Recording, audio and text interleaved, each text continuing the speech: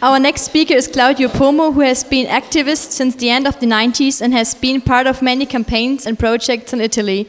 In 2002, he co-founded a campaign that forced to close Morini beagle breeders, and in 2010 co-founded a campaign against Green Hill beagle breeders with similar success.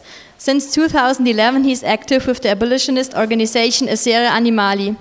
This workshop is aimed at sharing some infos and tips on two main subjects of communication: how one can build a stronger support base with online and offline communication, and how to spread a message that works better with the general public and get them on board.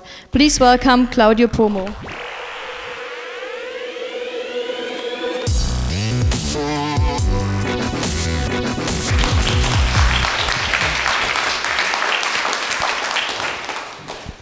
So, hi everybody, thanks a lot for being here. Thanks to the organization of the Animal Rights Conference for letting me be here speaking. And if you're here, you're probably interested in the subject of this workshop, which is communication, and you think that communication is important. And the reason why I think we should focus on this is because I see a lot of mistakes that we usually do, all of us. I'm not here to say I never do mistakes, I always use effective communication, but I would like to share some tips and some things that I think are relevant and important. And during this workshop, I will try to tell you some of my rules for an effective communications and some tips and some ideas for more effective communication and some how to work more on internet and during demos or actions on the literature, how to get the effect that you really want to have with your message. And I would like to start with some questions like defining the issue that we're talking about. And so if you see, this workshop is based on this subject, so we should ask ourselves, what is communication? What is it really?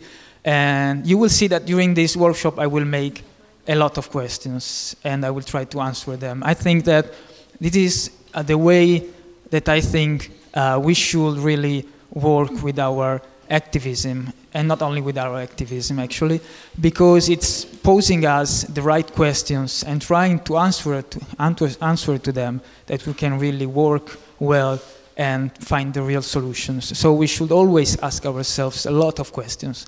So communication, there is a lot of mistakes that we usually do. We sometimes think that, wrongly think that the message is communication or the medium we use is communication, but as you can see from this quote from Wikipedia, communication is a process, and it's not.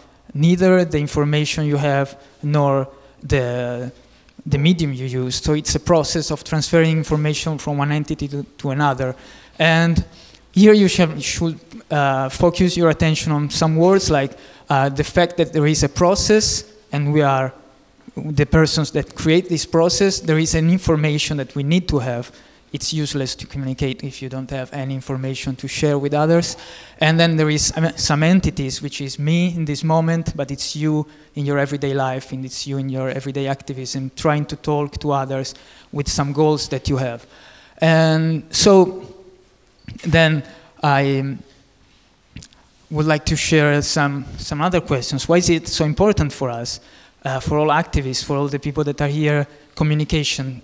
And the answer is really easy, and it's because we have the information I was talking before, because we all know what's happening to animals every day, and this information is a life-saving one, because it can really save lives of animals, and we need to reach not one person, two persons, but there is billions of people we want to reach with our information. So we want to really work on this process in a way that it works, in a way that it really reaches out to these people. So that's why we need an effective communication. So we need to work a lot on it. If you are part of an organization, if you are part of an activist group, you probably are already working on communication, and it's by working on it that you see if it works or if it doesn't work. And so why I'm here, the reason I'm here is not because I'm an expert, it's not because I studied communication at the university or because I'm a journalist, it's because I'm an activist like you, and it's because I have 15 years and more of activism on my shoulders, and most of all, I have 15 years of mistakes on my shoulders. And it's from these years of mistakes that I learned the most, and that I tried to get the most. And I think that this is the lesson in life that you can really find out every day. And so I would like to share the mistakes I've done myself, and the mistakes I see people doing around me and still doing, and still annoying me, because sometimes they're really boring. Annoying to see the same mistakes in communication being done.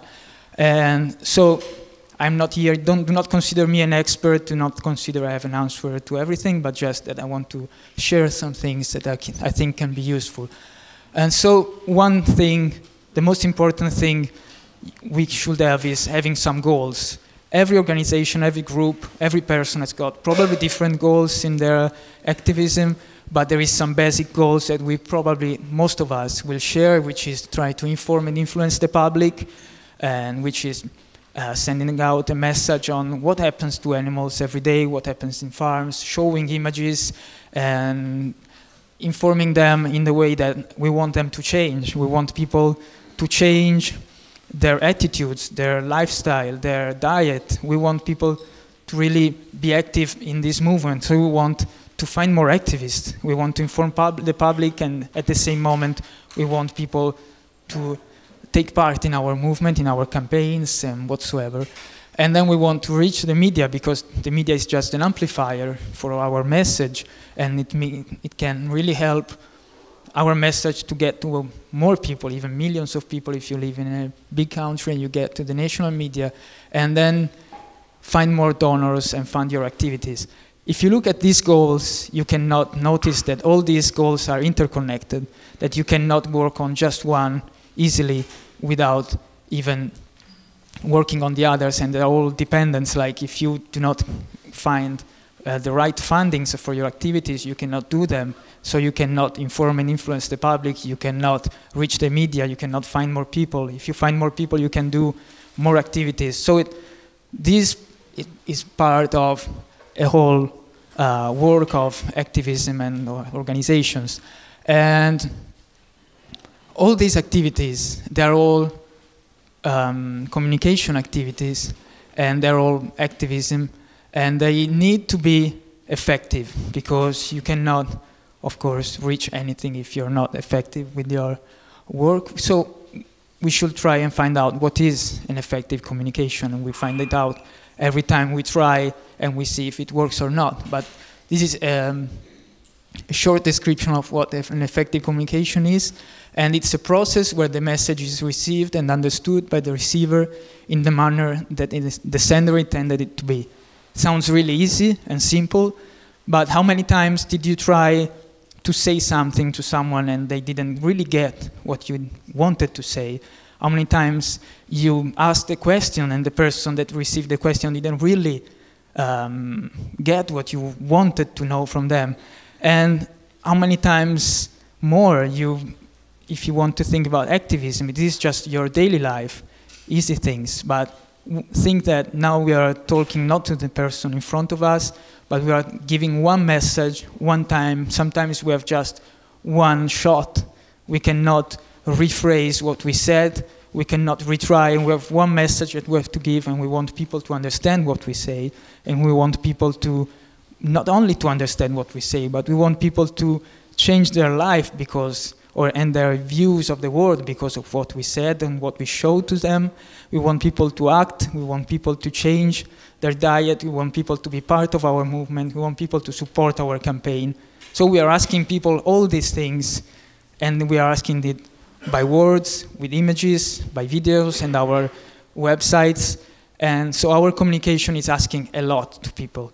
And so if we make mistakes sometimes talking to friends and explaining something, how can we not make mistakes talking to people in this broader manner? So it's really, really difficult, and I'm the person that will tell you that it's really, really difficult, and sometimes it works, sometimes not, but we should try to make it work most of the times, and that's why I'm really putting a lot of attention into asking ourselves the right questions.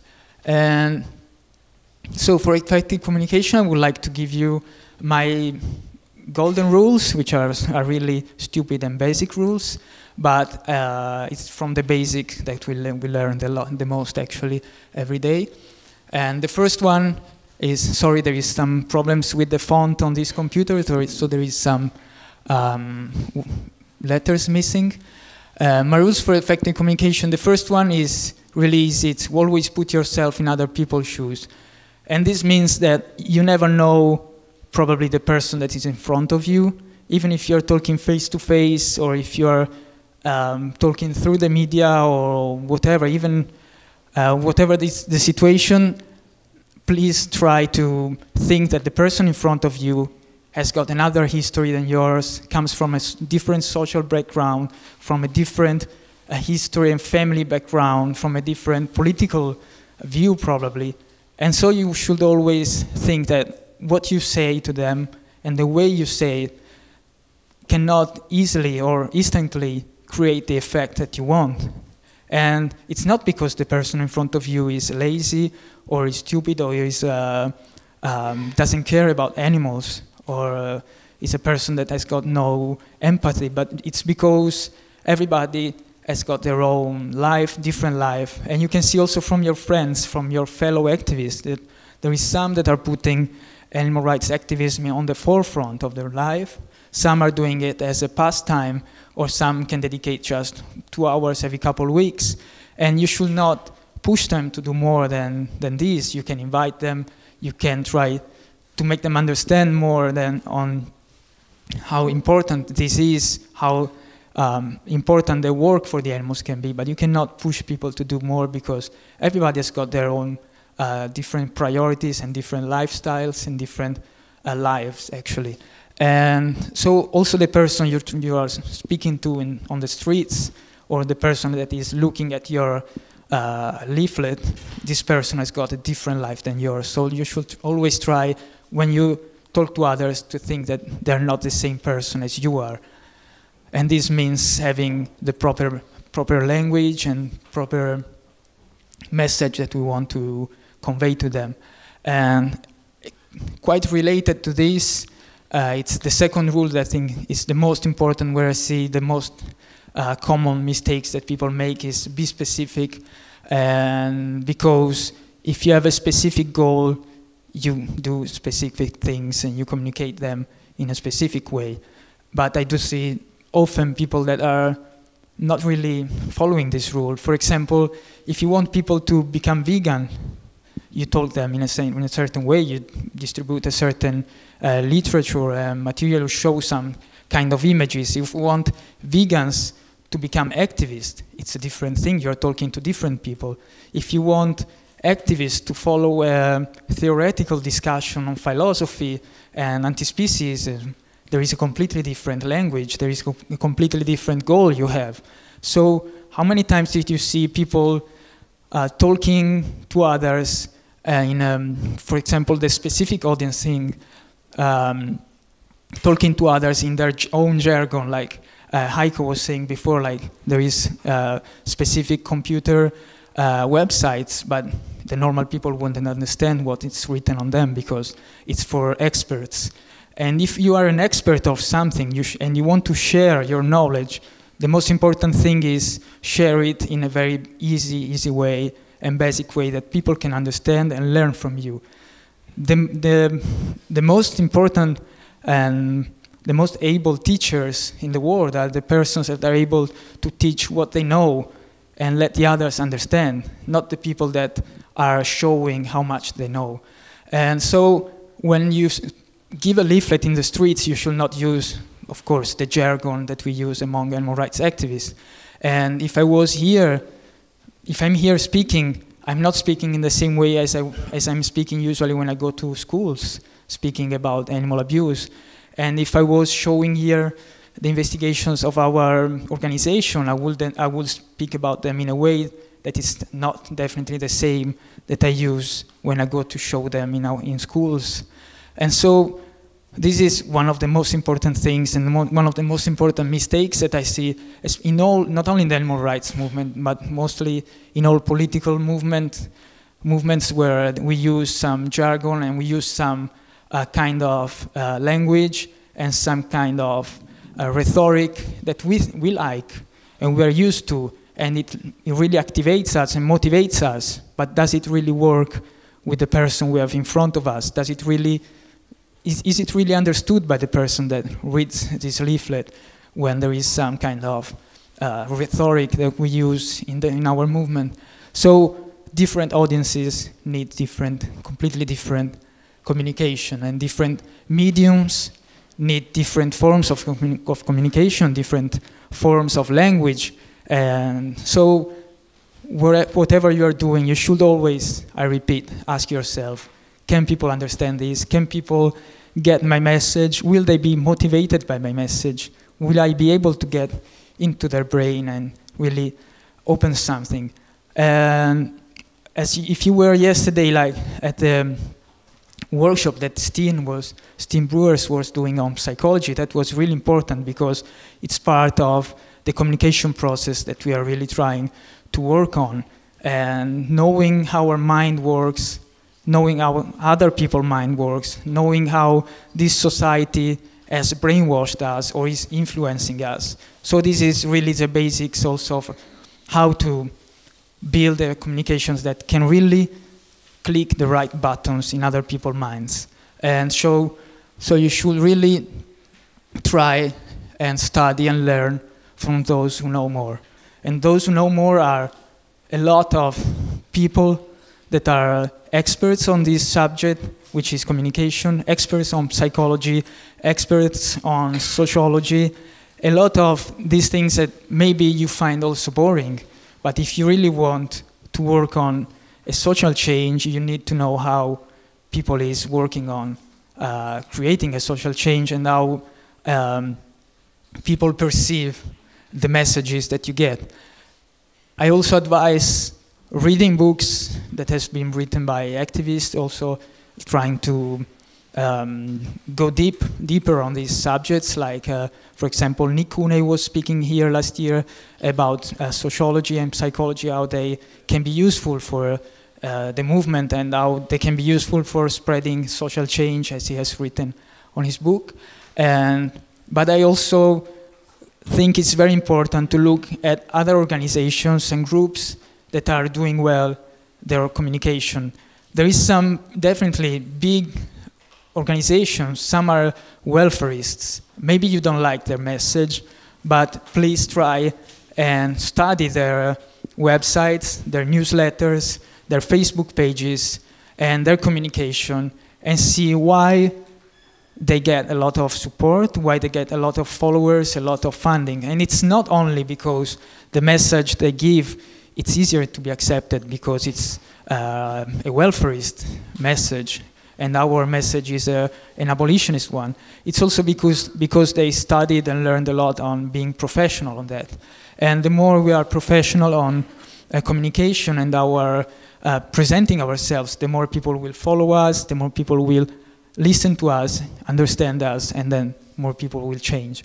And so I personally look a lot at big organizations, international organizations, web pages. I try to look at the single things that they use to get more followers, more people signing up for the newsletters, and I try to ask myself, why is this web page, for example, attracting me to do what they want me to do? And I actually click on the button that they want me to click. And this is a thing that is called web marketing, that is forcing people to, not forcing, but pushing people to do what you want them to do on your website.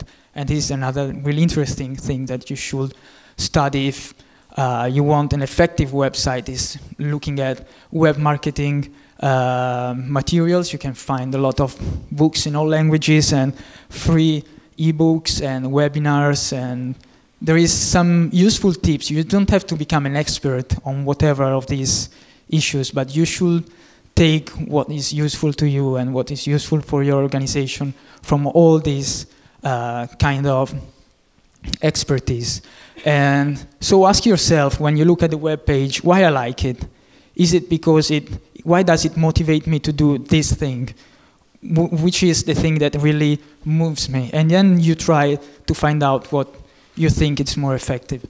And so learn from others is the most important thing, and look at how the people that are doing effective organizations and growing in their support, in their work, looking at them and learning from them, and even asking them questions and talking to them. Here, we're here for 4 days with a lot of interesting people from different countries. We can learn a lot, actually.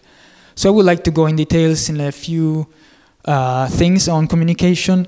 And communication on the web is the base, probably, for most of today's organizations. It's considered like a must. But what is the web? The web is like, please think like of it like if it is an incredibly big ocean, and you just drop your message in the middle of this ocean. Is it easy to be found? Not, it is not. Because the web is such a big place, full of connections, and you really have to really scream loud to be seen, but are they really listening you?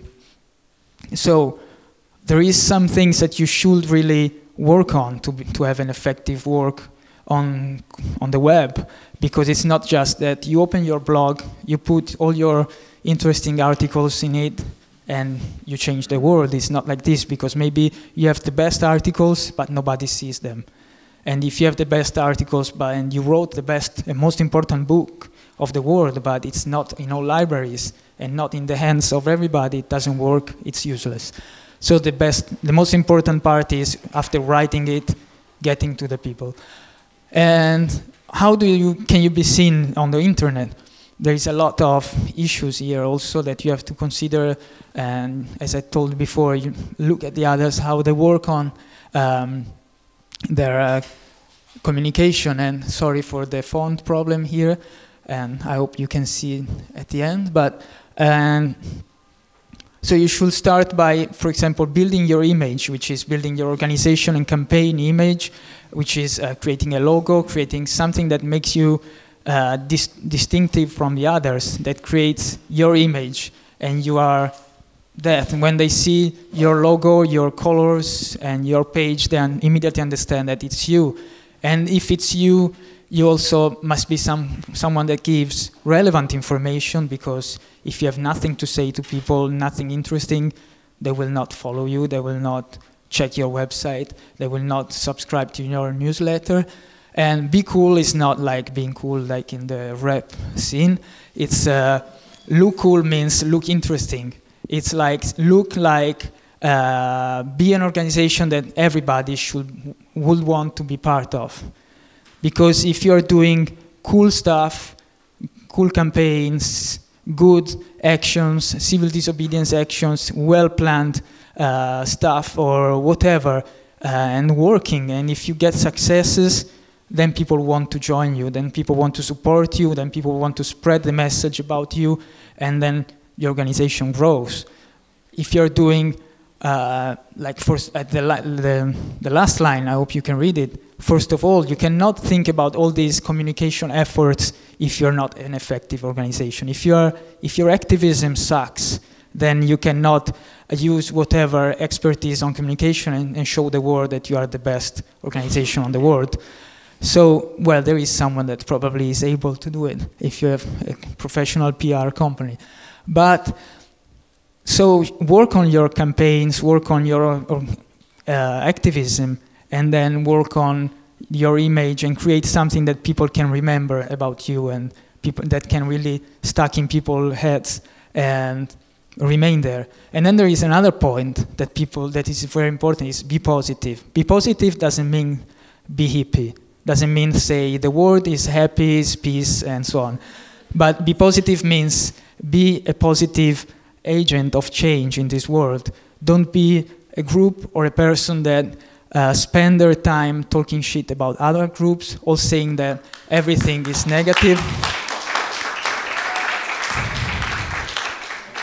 And mostly, what I hate the most actually is people that are so negative about every even small victory we have. Like all those, you probably know some people like this that you say, we closed down all mink farms in this country. Yes, but they will open them somewhere else. Yeah, we managed to get a ban on these kind of experiments. Yes, but they will move them to China. So these people are really draining your energy. They're telling you that nothing is worth and that all you did and you achieved in your country is worthless because they will do something elsewhere.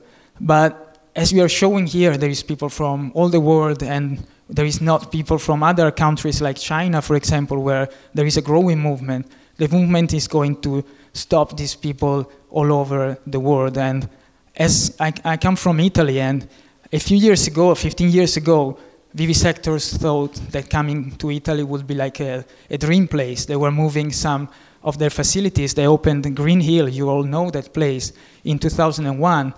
And they wanted to build the biggest dog breeder for vivisection in Europe. And they said, this is a place where we have no problems building it.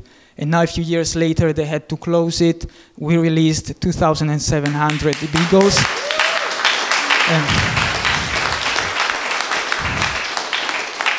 Yeah, and now breeding dogs, cats, and primates in this country is banned for the first time in the world, for the first country in the world.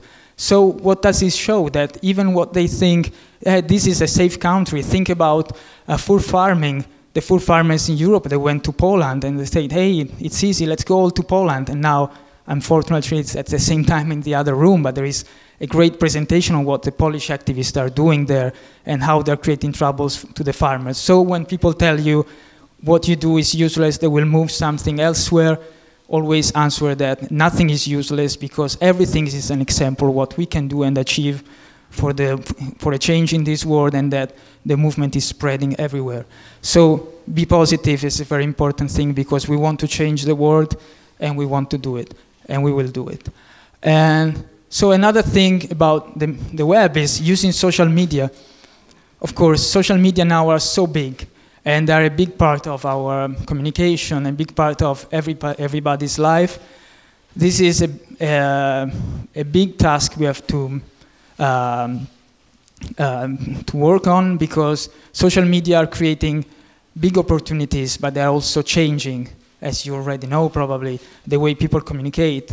They made communication faster and faster, even more than the internet did 15 years ago.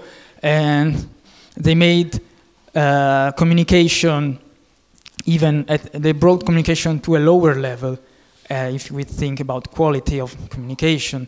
And social media, however, now are a reality. So even if you don't like them, I personally don't like them for my personal life. I don't have a Facebook page where I write my own details and my diary and my personal life problems.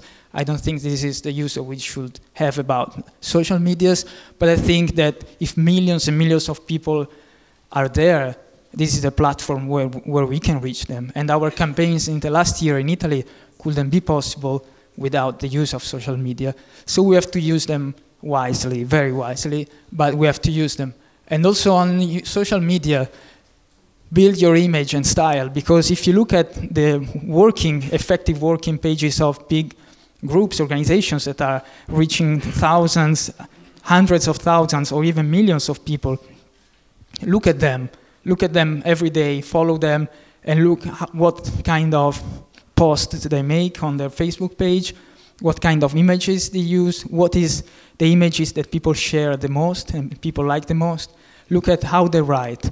And how they write is the rule that they call KISS on journalism, is keep it short and simple, which means that short and simple things are easy to understand, and especially with this very, very fast communication, it's really important that you get to the point immediately and you get people to understand what you want in a few lines, not in a long essay. But this doesn't mean that your communication must go down to a lower level. You should have relevant and important and even deep communication and analysis, but not on social media. That's not the place. That's the place to share this information, links, and get people to follow you. And be reliable. It's very important because, I don't know in your countries, but from where I come from, a lot of people is putting fake informations and are believing to a lot of stuff that it's not real. They're creating a lot of problems that our opponents are using against us, because if there is not reliable Facebook pages putting on vivisection photos and saying, hey, these people are killing animals and this is a fake photo and they didn't notice, then we have opponents now that created a lobby against us, and they're using these to make press releases and saying, hey, the animal rights movement is lying, we are not doing this to animals. They use even pictures from horror movies where animals are fake, and this is not vivisection labs. This really happened in Italy. So be reliable, always look and check at your informations, and be on time, because it is very important when you work on social media to be on time. There is some news, some breaking news, publish it immediately. Try to be on time immediately if you want people to share it on your channel and share your channel and follow you. Otherwise, if you publish it 2 days later, it's no more breaking news. But 2 days later, if you want, you can make an analysis of it. It's very important. It can be if you have been traveling, come back, and there is big news in your country that you were not able to cover. It's not lost. You can still do it, but you cannot write breaking news. You should change the way that you write your article or your news about it in a way that is kind of analysis of what happened in the last days. So on the use of social media and how to grow on social media, will not be here telling you many tips on what works more on Facebook, what works more on Twitter, because I think also there is a lot of interesting pages that you can find where people gives examples on what works more on these kind of social media. And you should read a bit of these articles that are made by communication experts. Very, very easy to find. You just make a search on Google and you find them immediately. And they will tell you like the 10 most important things to do when you're on Facebook, the 10 most important things to do on Twitter, and so on. If you want to grow, you have to think that you have to work on these medias. You have to work seriously.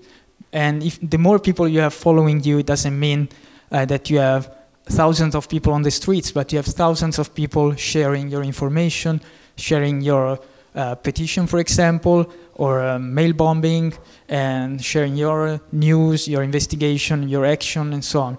So unfortunately, there is a new tendency of staying on the media, on the internet, and thinking that being on social media is enough for our activism. So this is not true. Of course, we all know it. If we are here, it's because we know that activism is not just staying in front of a computer and receiving news and sharing them. We want to know, we want to do more. So we have to try and really ask people to do more than just stay on the computer. But even if they do that, do not blame them. Accept that people is doing that and use it as much as you can for your activism. And then there is another thing that a form of communication, that is images speak louder than words. This image, well, I use the image I'm really attached to, of course, and is speaking by itself. So images, especially on social media, they work a lot. And sometimes this is showing immediately what we want: liberation of animals, people helping the animals to cross the razor wire, and so on. Other images are working in the same way. So use images as much as you can, especially when you're working on the web. Communication through activism. And activism is what we do when we do campaigns and demos, actions, whatever. And I would like to summarize. Sorry, it's all ruined by the font, but it's made up by strategy and tactics. So we have one goal. It is, of course, animal liberation, but we can have a shorter term goal, that is, we want to close down one place or ban a specific form of suffering. The strategy is the road that brings us to that goal. And the tactics are the means that we use to go on this road. We can go walking, we can go by car, by bicycle, by bus. There is different tactics we can use. But I would advise the best ones are the safest, the easiest, and the fastest. Because sometimes the fastest is the most dangerous. So you have to find a way that is a mix of these. But why I'm talking about strategies and tactics is because nothing of these can work without good communications. You can do the best civil disobedience action, but maybe nobody knows about it. Maybe your opponents just find out because you are there, but nobody of the public, of society knows, and not even the movement can know if you're not doing a proper and good communication on your actions, tactics, and strategy. So when you do activism, communication is always there, everything you do. And at demos and actions, these are some tips I would like to really people to think about, like be reliable, as I said before, and look professional, because you think about one thing. When you're in the streets talking about animal abuse and the way we want to change the world, we are really asking people to reconsider completely this society. We are telling these people that vivisectors are lying to them, and researchers are lying on the effectiveness of animal uses in research, that the meat industry is lying to them on the health of meat, of what they eat. The government is lying. We are really telling them everything you have been told is a lie. So if you say this to people, you must be really reliable. You must look serious and professional. Otherwise, they will think you're a lunatic, some kind of crazy people that is against everything but doesn't have really the truth in their hand. Another thing I think is guilt tripping doesn't work. I think this has been explained by psychologists and sociologists, telling people this is your fault when you do a demo because people die in the slaughterhouses because of you. This doesn't work, and I really think there is a smarter way to ask people to think about what's their role on not much on animal abuse, but what their role can be on changing and going forward and creating a different world. So be smart on a target and moment and avoid PR, public relation disasters means, of course, there is always a good time for an action, but there is always a bad time for the same action at the same place. So always think on what's happening around you, what happened the day before on the media, what happened in the movement maybe. So there is always to think about what you're doing. I have to be fast because I've been longer than I thought. And literature you have to give to people on the streets, of course, what works more. If you have good looking design, of course it works. More inspiring title and questions. I like questions. I like people to pose questions to people. Maybe you understood I like questions. And if you have a leaflet or a banner with the questions, people reading it immediately try to form an answer in their head. So if you tell them something like an exclamation, like animals die, it's not the same as what will happen if animals were free?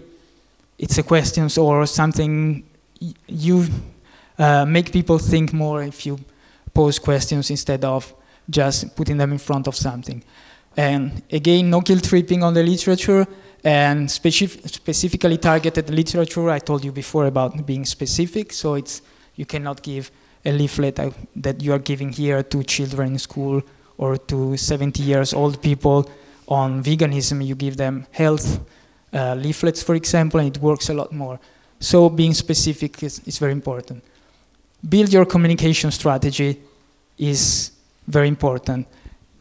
Most of us in our organizations, we try to have a very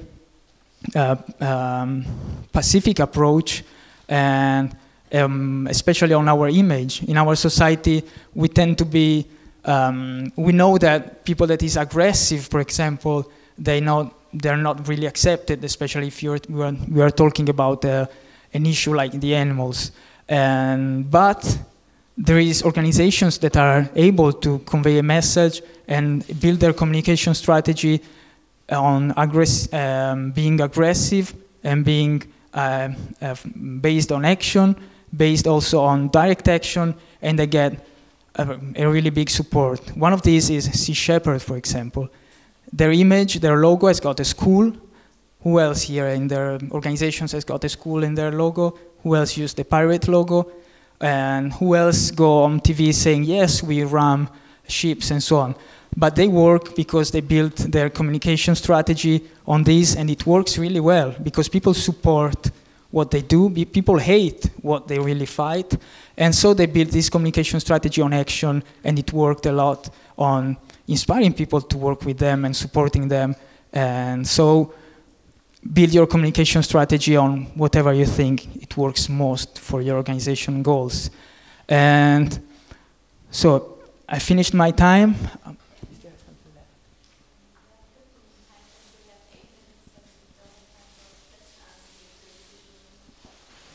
Okay. I wanted to adjust a few things very, very fast, 1 minute, and then a few questions. Communication face-to-face. It's based mostly on what we were talking before, on being specific and the other things. Never be arrogant or judging.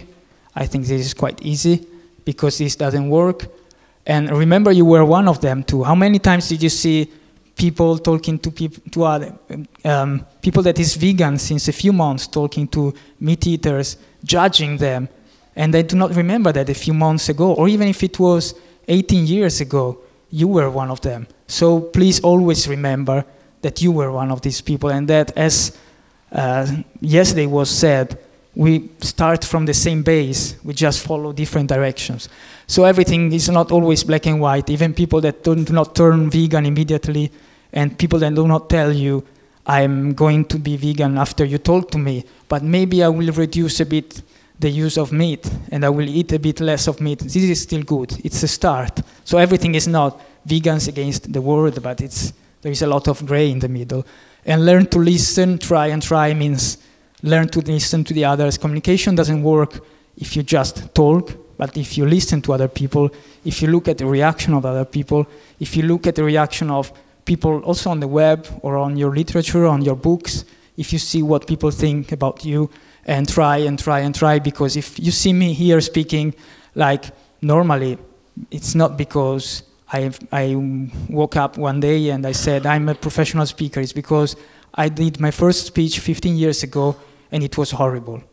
And it was boring, it was too long, it was not to the point, and I started doing it, the same with writing. So just by trying and replicating things, you can learn and become what you really get to the point where you really want to get. And the end is this: your voice matters.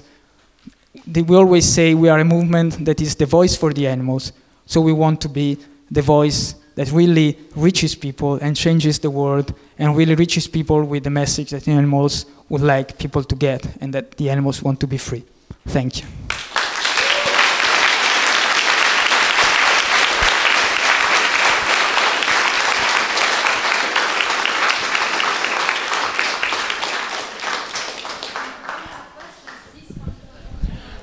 It's a question and more like maybe a remark concerning the communication skills you're talking for an association, an individual, for a talk in front of someone, or how an association can talk towards sending newsletters, things like this. But also I wanted to point out that there is also another form of communication for social movements. I read recently a book concerning the way social movements have to frame their claim so that their claim can be understood and accepted by the society and by the public opinion. And one of the strategies is that a new claim has to be framed into something that the public opinion already know. So there are a lot of examples shown from other social movements, but for the animal rights movement, it would be something like, for example, if our new claim is killing animals for food has to be abolished, we have to frame it into a general principle that people already know, like, for example, that violence is bad. So if we first say that everyone in society accepts that violence is bad, and then we say, but look, the slaughterhouses are one of the biggest concretizations of this violence, and so the society, if it is against violence, it has to go against it. It will work better than if we just say a claim. And also other generally accepted principles like the law of the strongest, it is also generally condemned by society. So we can also try to frame our claims into this kind of general principle that is commonly shared. And I don't know if you have maybe something to say about the strategies of communication for claim making for a social movement, maybe specifically. Well, thank you. I completely agree with what you said.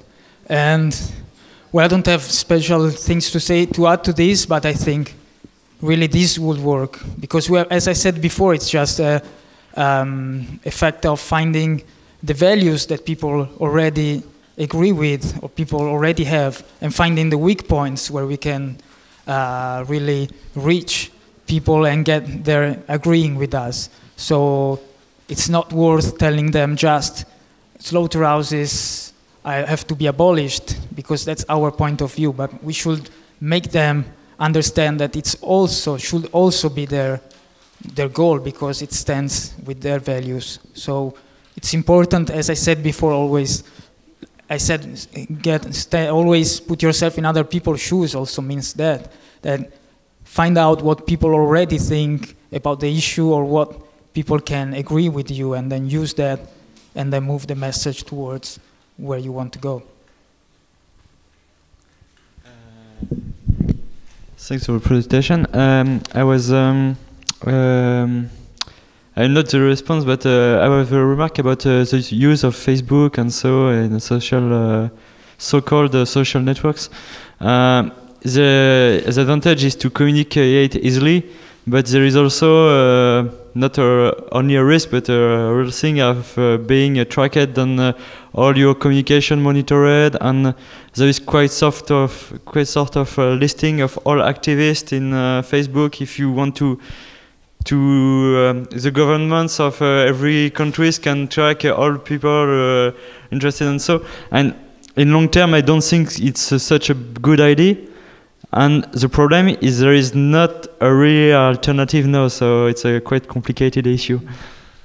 Yes, as I said before, I avoid putting my own life on social networks and on the net. So this is what I advise people to do, and advise to use them wisely, but to use them as organizations to convey, to give messages, and to work as a communication tool for our organization. So I'm not really a fan of the personal use of this, and I'm really aware about what you're saying about tracking people's lives and spying on people. It's really easy. We do it on our side. We spy our opponents, and we found so many informations on our opponents and the people we are doing campaigns against just by looking at their Facebook pages and their relatives and friends and colleagues' Facebook. You can find a lot of networking, and I imagine they can do the same with us.